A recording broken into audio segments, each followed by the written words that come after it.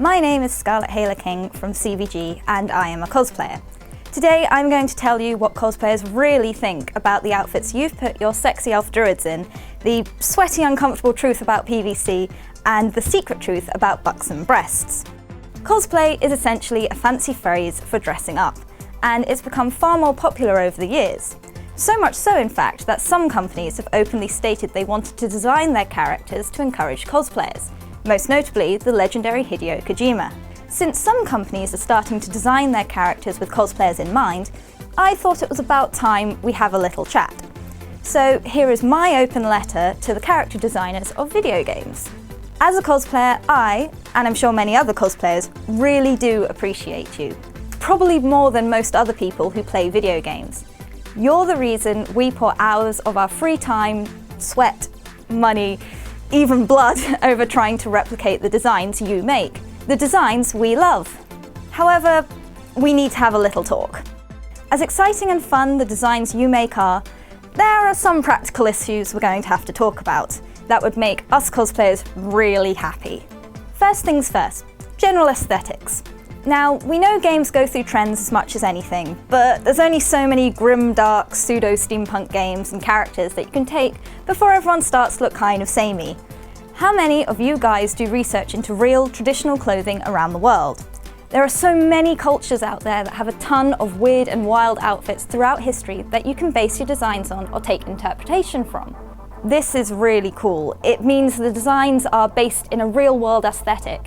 It gives us cosplayers a chance to research new and interesting cultures, new techniques, and gain an even greater appreciation for the character and the work you have put in. Plus, you'll learn and discover new things yourself. Perhaps you'll get new inspiration for that character you've been struggling over. What about history? Look at historical sources, and I'm not saying just go steampunk. There are other periods of history besides the Victorians and the medieval period. What about the Georgians, the Edwardians, the Regency era, Jacobean, and so on? There's so many sources you could explore and take inspiration from. And by inspiration, I don't mean go from your vague knowledge of watching films and assume that's what people wore in a certain period. I'm looking at you, Assassin's Creed franchise. Take a look at armour. Armour is great. But have you looked at real historical armour like Polish winged hussars, 17th century engraved armour, or real samurai armour? That stuff is really cool. Do more of that. Do it for men and women. And please, let's avoid those awkward boob plates for women. They might look cool, but there are plenty of highly researched documents and a thing called logic that means those things aren't going to help you in a fight. Sorry guys, this is where we get to the topic of breasts. Now, breasts come in all shapes and sizes. That's a given. There's also ways for a cosplayer to fake different sizes, shapes, and so on when it comes to achieving that perfect cleavage look. Chicken fillets, anyone? One thing I would suggest is take a look at the breasts of a real person.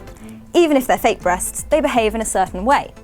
There's a reason we wear bras. It's because breasts aren't actually the comfiest thing in the world.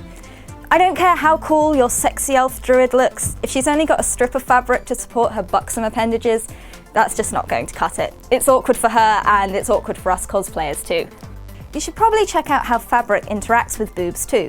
Skin-tight fabric doesn't mould around breasts and show off the curve. No, it actually squishes them down and it's not attractive at all. In fact, fabric in general.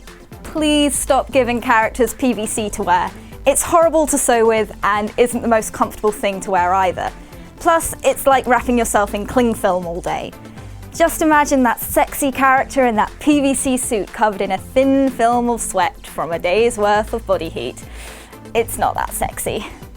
Let's move on to details. We love details. Detail is the thing cosplayers live for. Even if it's just subtle things like actually drawing seam lines on clothes, yes, I'm afraid real clothes have seams, or little tidbits of jewellery or embroidery or beading.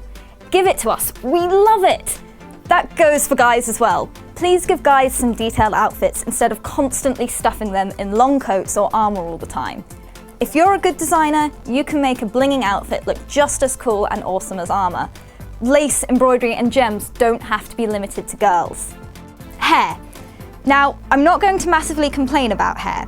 Crazy hair is fantastic. It gives us mad cosplayers the opportunity to create weird and wonderful wigs. Wig styling is a craft unto itself, so really go to town with hair. Except long straight hair. If you're going to design a character who has 2 foot of long straight hair, please have them braid it or something. Long hair tangles. When you're cosplaying, if you step outside with a long wig on, that's it. Messy wig, game over. If your character is fighting, the same thing will happen. Long hair doesn't waft in the breeze. At least have them tie it up in a ponytail, please. Finally, please, please, please give your character practical shoes. As a cosplayer, my feet always end up killing me by the end of the day because I'm wearing crazy high-heeled shoes and walking about all day. And that's not when I'm fighting. You try and fight in high-heeled shoes.